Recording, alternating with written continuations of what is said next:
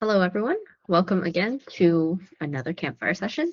Today we'll be talking about math, and we had this session last March, so that's why I've put like the fall 25 up here.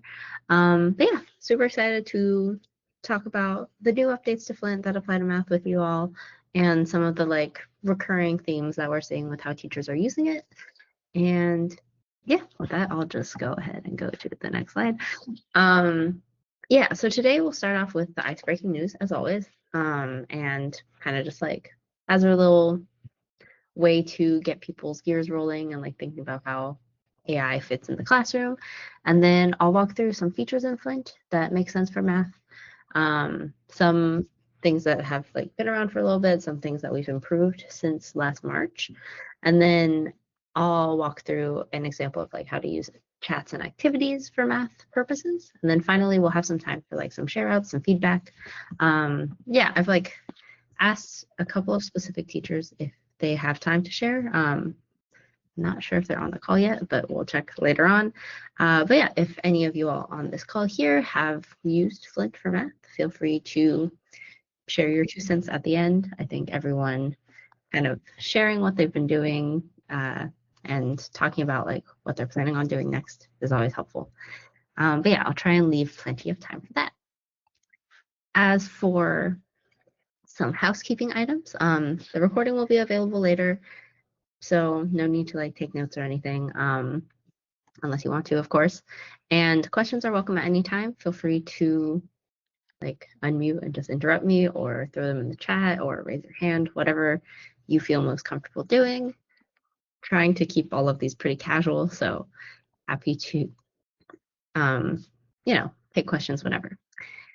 And yeah, with that, I'll start with the ice-breaking news. So for today's, I saw that back in July, Gemini used their new DeepThink model to answer all of the questions for the International Math Olympiad back then, and it actually achieved a gold medal.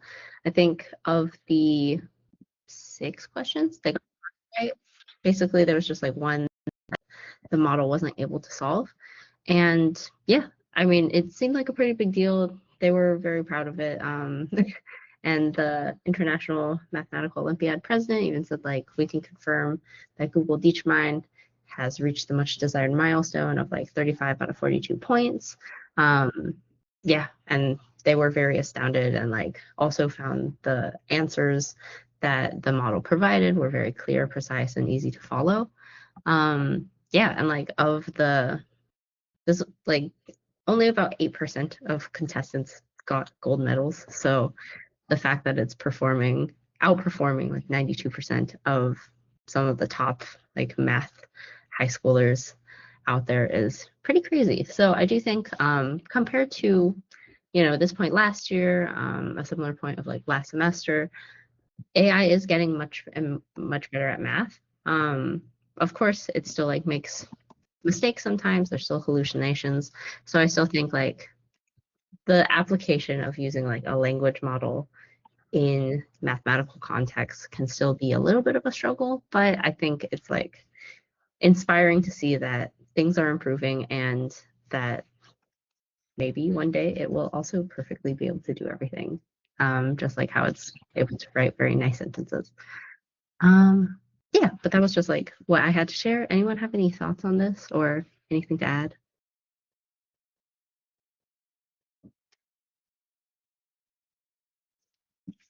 If not, all good. Can I ask a question? Yeah, of course. Yeah, so I have heard about Google Gemini. What is this Google DeepMind? Is it some new version or what? Yeah, I think DeepMind is the lab that created Gemini. It's like their research arm. I think. I could be wrong, but they're like all associated somehow. Uh, Yeah. Yeah. Awesome. Cool. But yeah, with that, I'll like move on to some of the Flint specific things about math. Firstly, to go through some features. So there's a lot of different types of AI tools out there. Most of them large language models, and they're trained on language. They like don't necessarily have access to a bunch of the math tools that typically we're used to with technology, since technology is usually very like prescriptive and formulaic. But yeah, so within Flint, what we've done is we've kind of like combined a bunch of different tools with the language model in order to make it more reliable when it's doing math, when it's like solving equations step by step. Yeah, so then what that kind of looks like here is that, it's able to display and input math formulas. We have like an entire separate tool for that. It can solve equations step by step. It's really good at that reasoning portion. It can generate graphs. There's a whiteboard where it can see students' work and students can like write on it. I'll show you some examples of that in a little bit. And then it has access to the internet. You can upload content for it to learn from, and it treats teachers versus students very differently. So that's like some of the things that have been around in Flint for a little bit. Specifically on that last piece, how it treats students and teachers very differently, I wanted to show you all kind of what I mean by that. So if your school has set up Flint to have the specific roles in place, where some people are teachers, some people are students, then you should be able to see how, if my page will load, how it will be much more helpful to teachers compared to students because it's supposed to act as a guide and a thinking partner for the students. So yeah, I basically used two different accounts, one teacher account, which is this one, and one student account. And then I put in the same prompt. I gave it this like factoring or sorry, division question with expressions, and then I just asked it to solve this. And yeah, it was able to do it pretty well directly for me in this teacher account and even verified its answer and showed me all of the steps, which was really nice. Oh, sorry. I think I was sharing the wrong one. Can you all see this one now?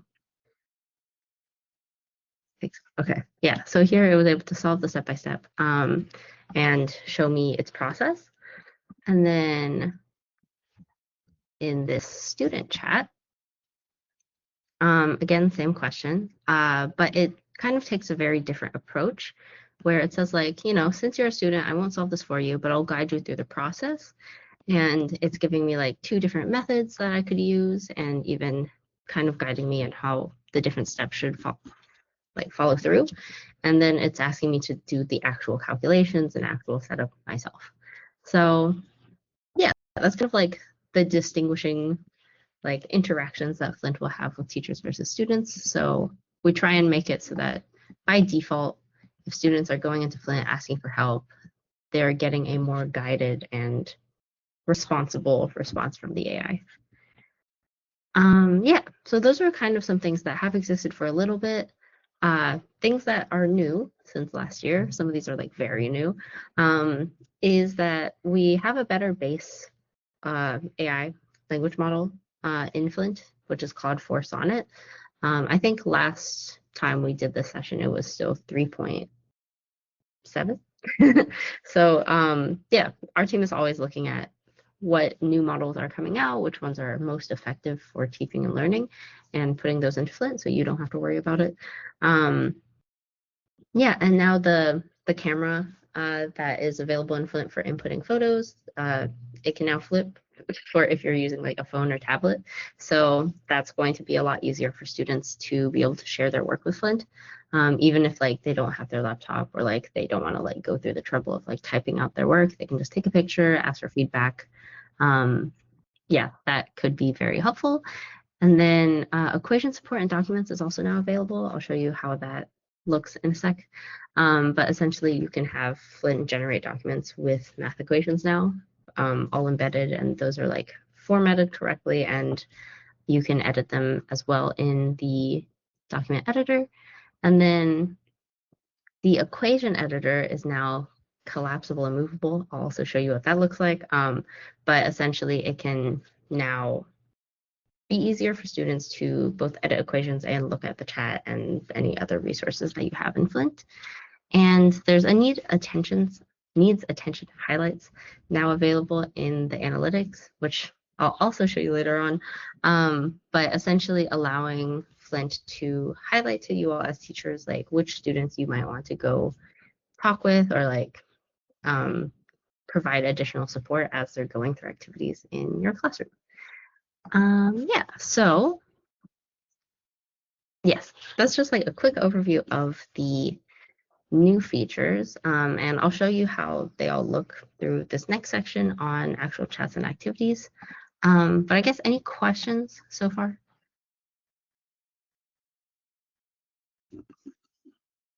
If not, all good.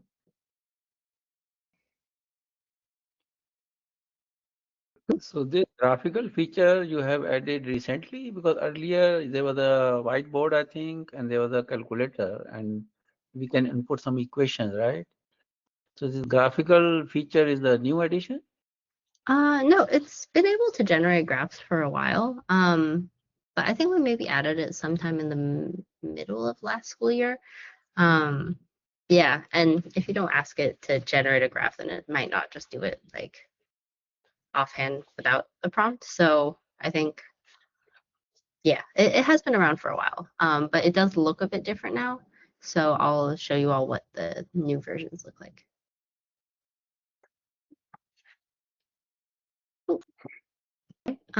So I'm gonna hop into Flint now with this tab,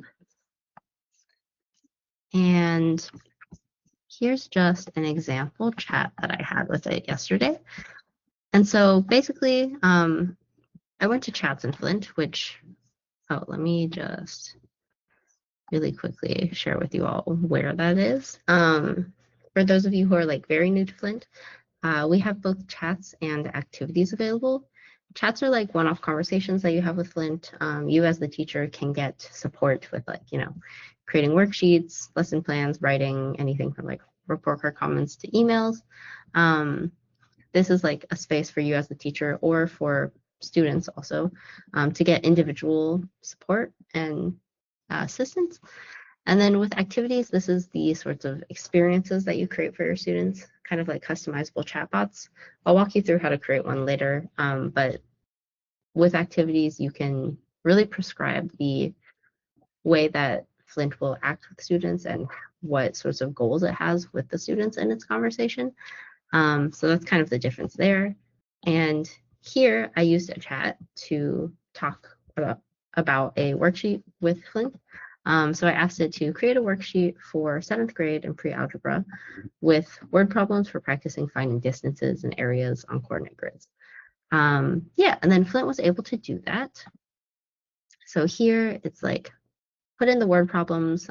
It's having Flint find the areas, and here's like you can see it's actually put in different equations in here, and any of these you can actually double click on it to edit the equation with our equation editor.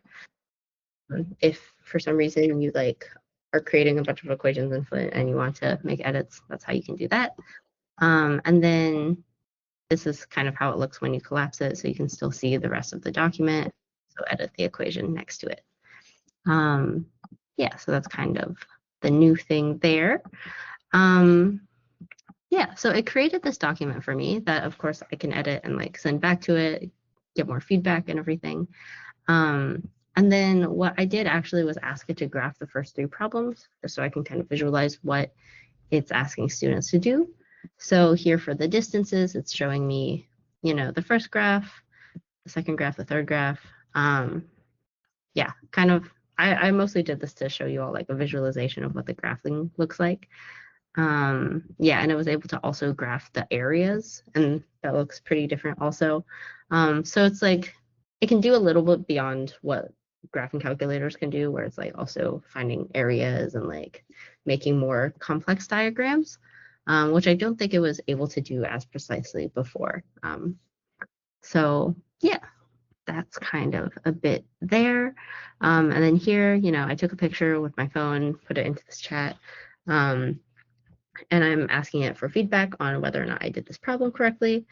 And, it is first like encouraging in what I did right, but then it also gave me things that needed to be corrected. And because I'm a teacher here, it's like offering me the correct solution. But with a student, it would guide them through how to find that. And then here's an example of where I use the whiteboard to draw on the picture that I had taken to ask further questions about it. Um, and yeah, Flint was able to give me more feedback on that as well. And so that's kind of like what a process, maybe even for a student, could look like. They could go into Flint, ask for more practice problems, ask it to give them feedback on things that they've solved. And then I just also wanted to touch on, like, as a teacher, you can also ask it to act as a teaching assistant for you. So here I said, how could I turn the worksheet that you made into a Flint activity? So it actually gave me like the step-by-step instructions of how to create an activity, which is pretty cool. And then I also asked it to create the settings for me. So it was able to put in like all of this information because it kind of knows like what the settings for Flint activity should look like. And then what I could do is copy these settings.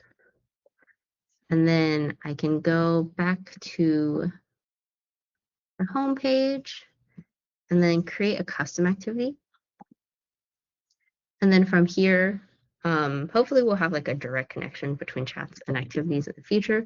But I can paste all of this in, and then Flint will automatically create the activity for me. So you can have your brainstorming conversations outside of the activity creation process, but you can also have them within the activity creation process, which I'll also show you in a second. But essentially, with the activities, there's the activity builder on the left where you can put in all of the information, all of the context, give any feedback to Flint about the activity creation part. And then it will create a preview for you on the right-hand side. I highly recommend trying out the simulation and the manual session. And then once you're happy with it, after going back and forth between like giving Flint more feedback in the builder chat and then trying out the previews, you can create the activity and share it with your students. Yeah, so I know I like kind of covered a lot there. We'll walk through a more precise example of an activity creation in a second, but any questions about chats so far?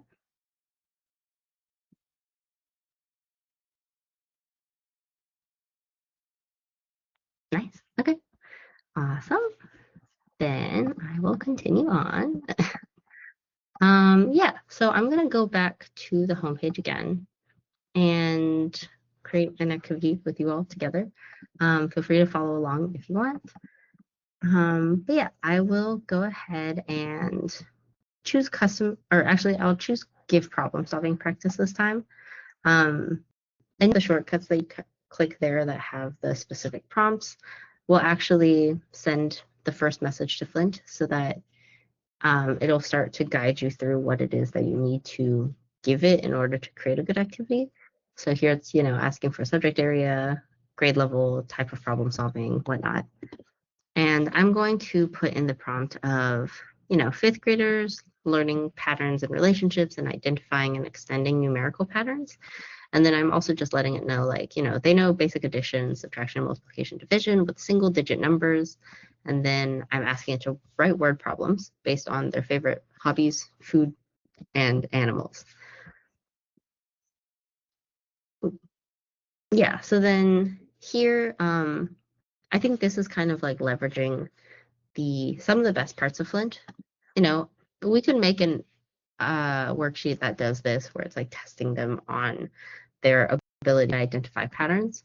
But here, this part where I'm asking it to like relate it to their own interests, I think is something that Flint can really help provide to students. Not only like the immediate feedback and the personalized feedback, but also you can really like personalize the experience itself as well. So yeah, here it's spun up an activity that I can go ahead and try out. But I'm actually going to take it a step further. And I'm going to say, take on the persona of an alien who happens to be a stellar math tutor, who wants to understand humans better by asking the students about themselves and the patterns in their life as a result.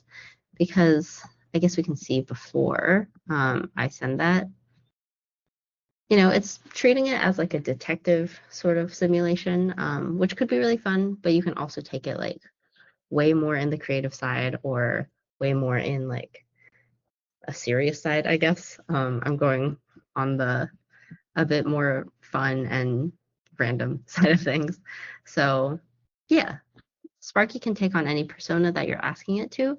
I do think the personas help a lot with getting it to follow specific rules and act in a specific way. So if you're, seeing that Sparky is being too helpful, you could say like, hey, I want you to remember that you're a math tutor and guide, make sure that the students are doing all of the work themselves. So that usually helps to kind of reel in the behavior. Um, yeah, so Sparky says, what a creative twist, and is actually rewriting all of the prompting for me so that I don't have to do it. And it creates the new session preview on the right-hand side. So I'm going to see, what a developing session looks like here. So this is the simulated preview where it will pretend to be both itself and the student, and it's going forth and having this conversation. And the reason I say like make sure you preview your activity before you actually send it to students is that it really helps to get a feel for how Flint will respond. And sometimes there's things that, we should include in our prompting that we don't realize at first. So, from a glance here, for fifth graders, I feel like this is a lot of text. So I'm going to give Flint some more prompts. So here I'm saying like, make your messages much shorter. They're way too long and overwhelming for fifth graders. And then I said also ask one question at a time. And then I'm also asking it to stop after the students solve 8 problems because Flint will just keep going and the students will get frustrated. Yeah, and then the last thing I put is let students speak or write their responses because they can do that. And since this activity has like a bit more of like, the students describing their hobbies and their likes to Flint, that might be faster than having them type all of that out. Yeah, so it's making those changes again for me. And then of course I can simulate the preview again or and almost, I recommend that you try the session out manually as a student. Here, it'll just open the chat for you and you can type responses and see how it responds as well. But yeah, that's activity creation in a nutshell. Just build with Sparky, give it context. I would also say like if you have any attachments that you want to add or additional context to upload, that's always super helpful.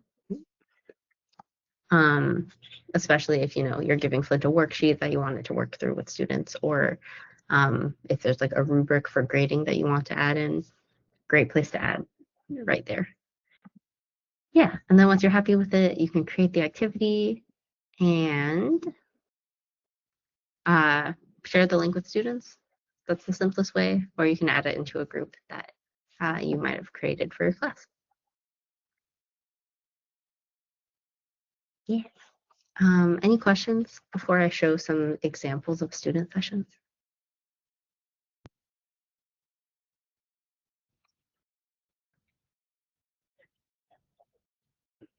Okay, nice. So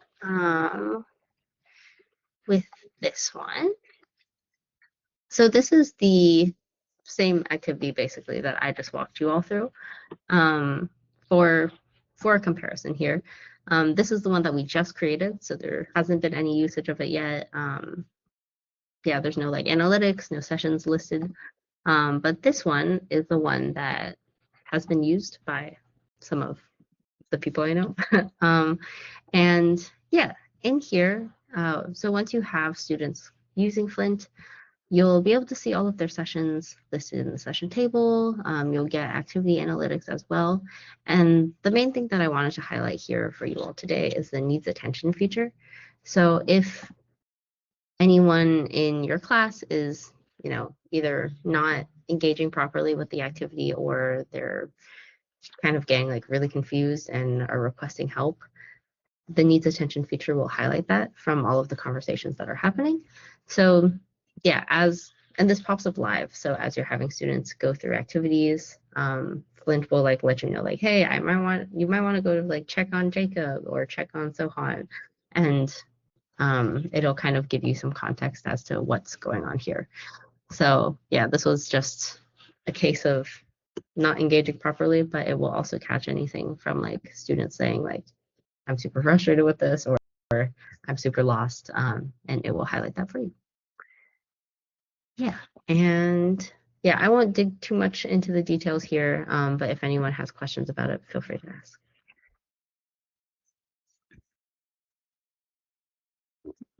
Awesome.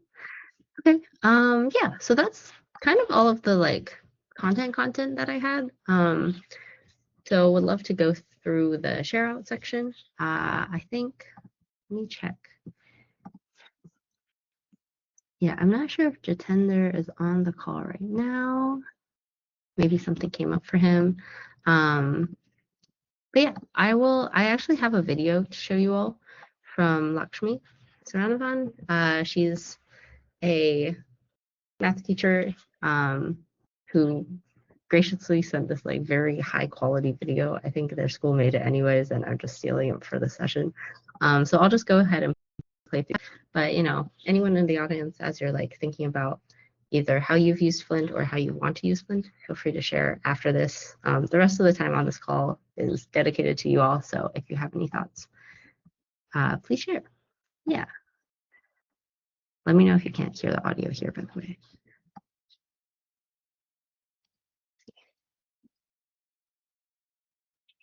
If it wants to load.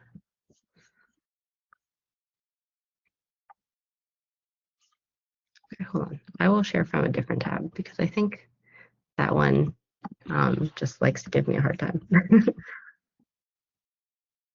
Okay. Hi, I'm Lakshmi Saravanan, and I'm a middle school math teacher. In this lesson, students are learning about converting fractions to decimals to percents using Flint AI.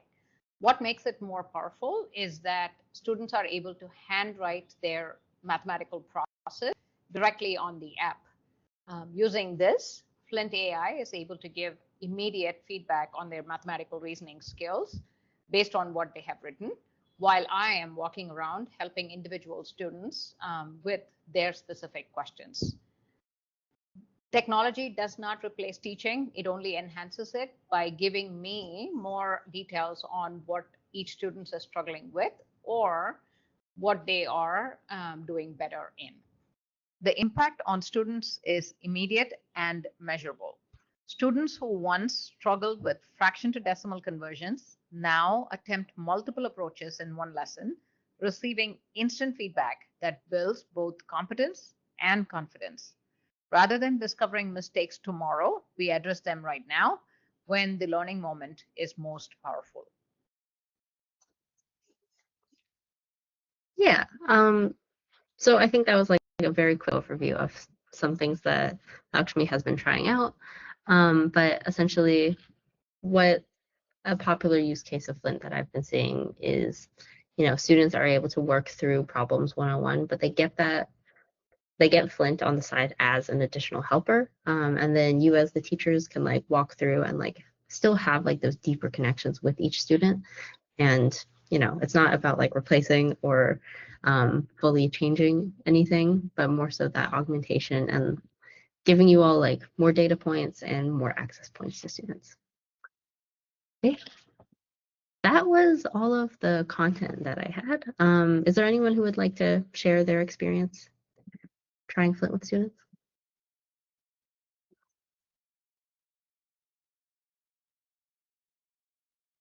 It can be in math or otherwise, actually.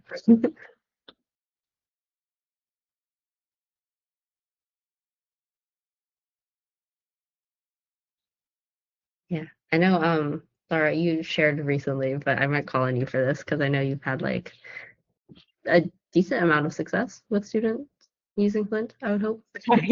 Yeah, I'm here. Yeah, so I mean, I teach physics for the rest of y'all, and I've been using Flint for a while now.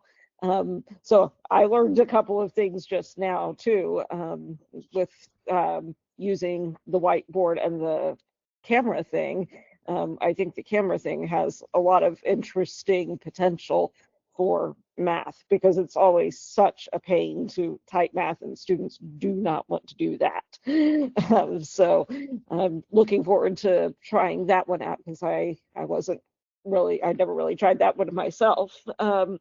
So, but I just, I like to do a lot of different creative activities. I liked when Lulu was talking about taking on a persona, which can be fun, but it can also be effective. Like this isn't something I've done with a student yet, but I was playing with it this summer, and kind of like the book Flatland, where the characters are all geometric shapes, and so I'm like, okay, you are a square, and so making measurements based on this persona of a geometric shape, and I do like doing that in science as well. Like I did a whole big thing about the persona of a red blood cell and how it progressed through the various vessels and organs. Learned a lot myself from that, because I'm not a biologist, but like that. I do also want to give a shout out for the notifications thing, which I've had. It's not just the negative notifications, it's good ones too, which I noticed this week in one of my classes, where a student actually did a really good job with a task that she had been given. And it was like, oh, you should go tell her that she did a good job with whatever. Also had one that was where the headline was just, Aiden seems to be avoiding physics. Like, okay then. It was very funny. So, but I like the notification features. And on the serious side, I mean, it has helped me find students who are suffering from test anxiety, or even one who, she was definitely joking but said some inappropriate things in her conversation. Big red flags to me and my administrator, so that was good. But yeah, I've definitely found that the updated versions of like Claude and so on, we're dealing much better with math. Yet when I first started with math, it would make all kinds of mistakes, and it's getting the math right now, and even guiding students through some pretty complicated calculations. One phrase that I have found useful in this would definitely be relevant to math teachers in creating a tutor kind of activity is tell it to be a Socratic tutor. That is that seems to just stop any behavior that it's just going to tell the students the answer. It really is successful at guiding them through. So it's like all of my activities now is like start with, you are a Socratic tutor. So definitely recommend that. But yeah, I'm happy with where it's going, and my students are getting better about using it. I mean, you do want to try the activities first and make sure it's not giving too much, but it's giving some good stuff these days. I'm enjoying, like, it's more greater success with some of the math stuff. Yeah, that's awesome. That's awesome. Yeah, and I know you said that you haven't tried it yet, but with the pictures actually, I think it's a good time to explore it also, because we added the ability for Flint to like look closer at pictures. That's actually what it says, I think, in the like little bubble where it says what Flint is doing.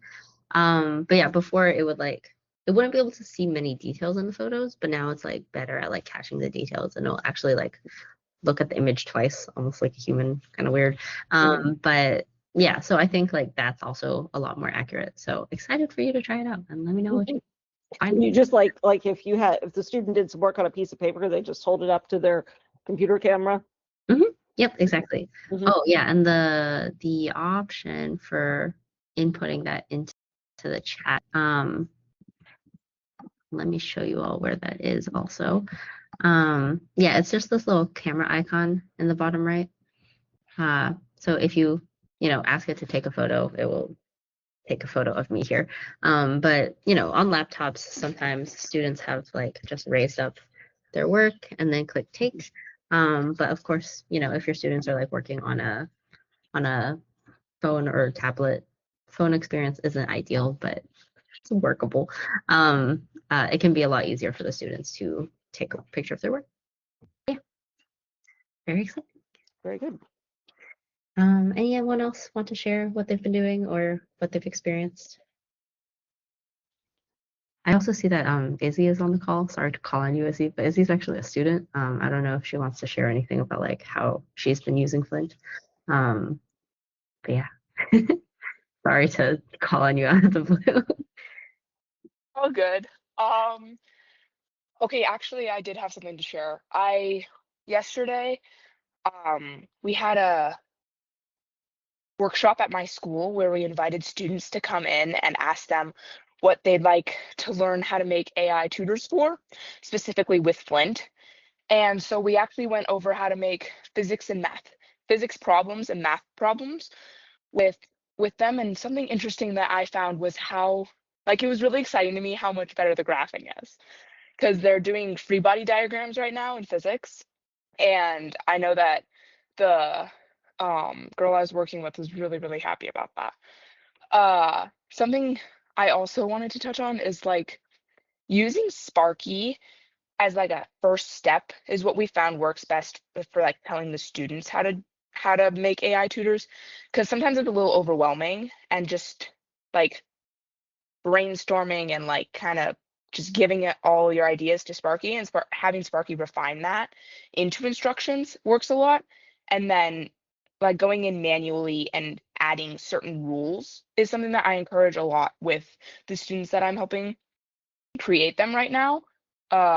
We had a lot of success with that yesterday, which was really exciting. Um, oh yeah, the worksheet that that's exciting for me because I really like downloading that for my AP Computer Science and my AP Pre-Calc class.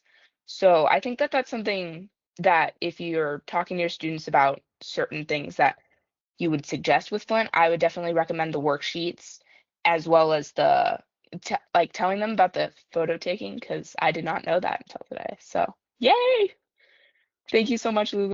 Nice, yeah, thanks, Izzy. Yeah, I feel like Izzy's kind of like way far down on the spectrum of like how advanced usage can look like for students. I think like you noting that like starting off with worksheets is like a great spot for students to like start creating their extra practice, especially, you know, teaching them that sort of like agency to work on things that they're specifically struggling with. Um, that's really exciting. You said that you have been coaching students to like create their own activities, which I think is also super cool. And then you mentioned that like you'll have them put in like specific prompts into the manual settings. Could you share a little bit more about that? I personally am curious at least. Well, I specifically point them in direction of the guidelines like section where you can add specific like rules almost. And I do see that they have fun being creative with like the emojis and the colors, but I point them to the guidelines and I think that that's what I've gotten some feedback on being super helpful.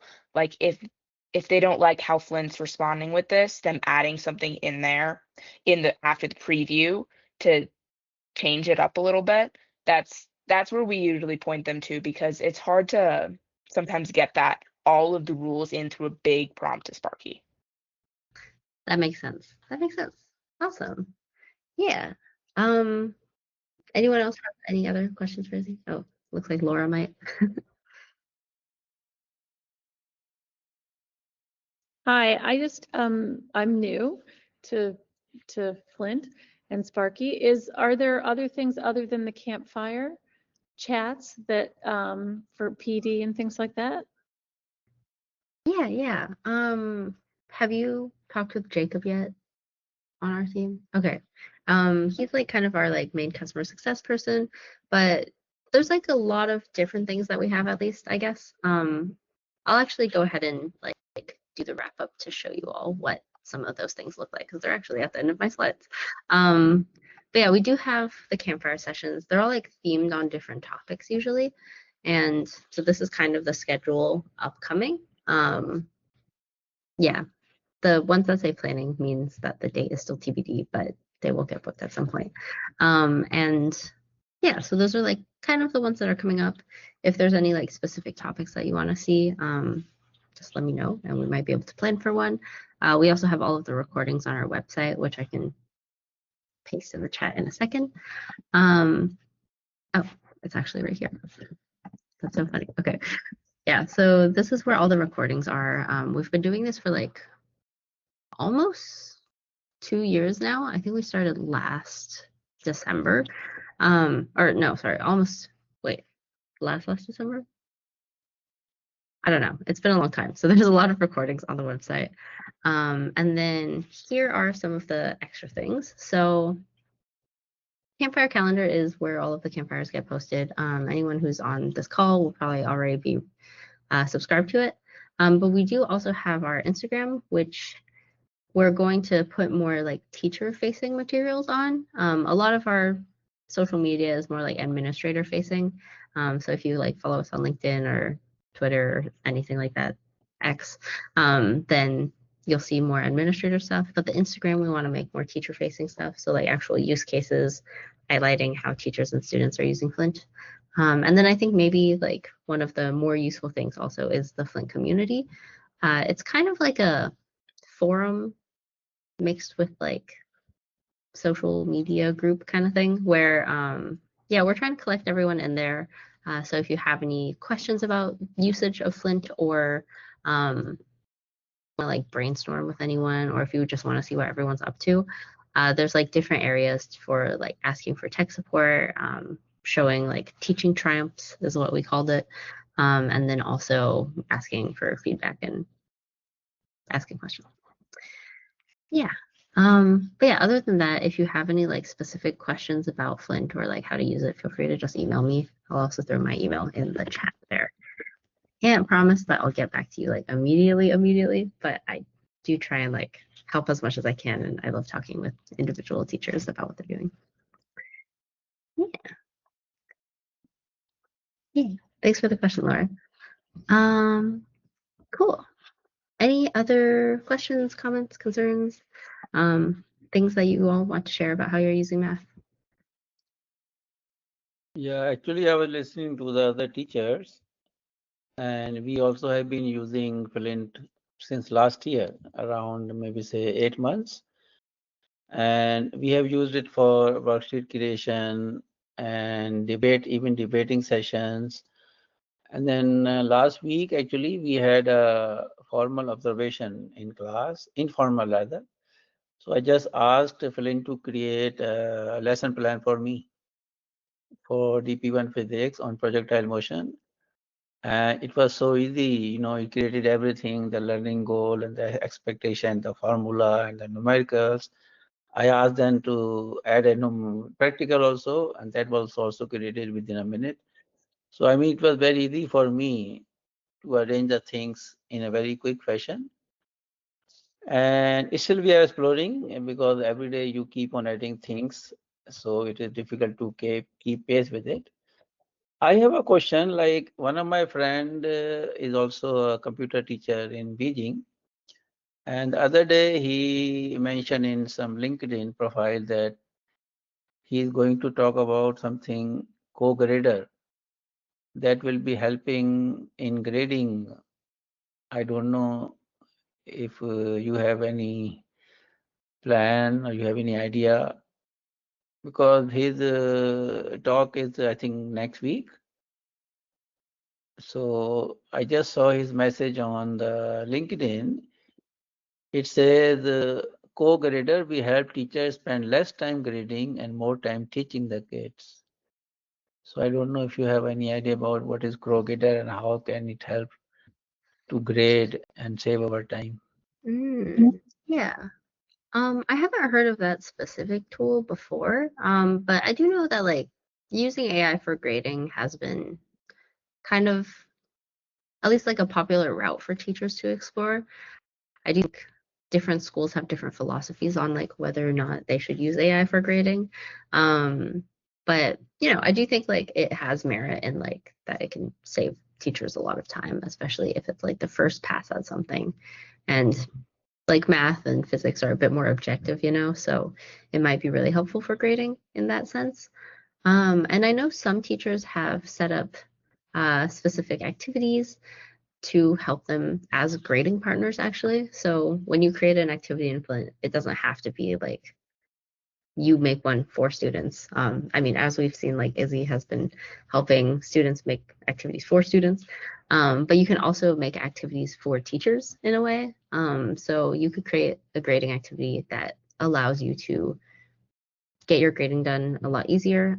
I would say like use an activity if you have like a specific rubric that you want to upload or like a specific process that you want Flint to follow as it's grading, because then you can put all of that prompting in the settings. But you can also use Flint to just like grade through a chat. I think we even have like a shortcut for that. Yeah, from here you could, ask Flint to grade papers / worksheets. And then it will start to give you the prompts of what what sorts of things are you having me grade? Like, can you share that with me? And what sort of feedback do you want me to give them? So yeah, here it's like asking for all of those details. And then I would say like you can put in like PDFs or pictures even of student work and see if it can help you grade it. Yeah, but I do think like it's important to kind of like review that, of course, and like make sure that it's kind of on the same page as you and that it's grading to the same quality that you would expect of your own work. Does that answer your question? Yeah, thank you. Yeah, of course. But yeah, I guess we can end a bit early today. Thank you all for coming. If anyone has anything else to share, I can like stay on for a couple more minutes. Sorry, just got a call. I can stay on for a couple more minutes. But yeah, otherwise, thank you all for joining me today. I know math is like kind of an interesting subject because AI was so bad at it for so long, but hopefully we're seeing like the turn in things and seeing how it can be more supportive to students and teachers. But yeah, thank you, everyone. Thank you. Thanks. Yeah, thank you. Have a good day or night based on wherever you are.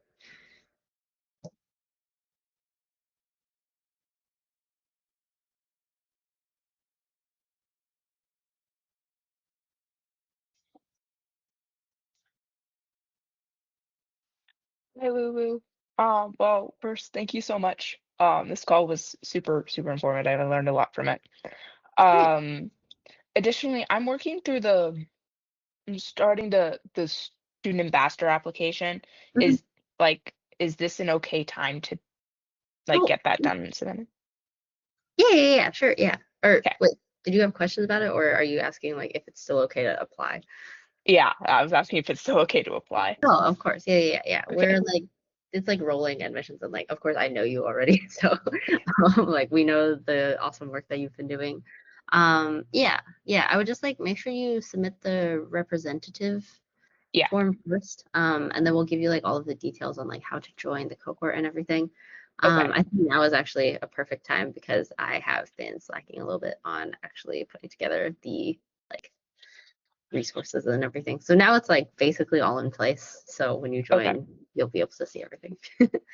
Yeah. Thank you. I appreciate it. Yeah. Thank you as well. Yeah. Let me know if you have any feedback for the program as well, or if there's anything that you would like to see added to it. Okay. Yeah, for sure. Thank you so much. Thank you. Thanks for letting me call on you. Of course, anytime. Okay, awesome. Bye bye. Bye.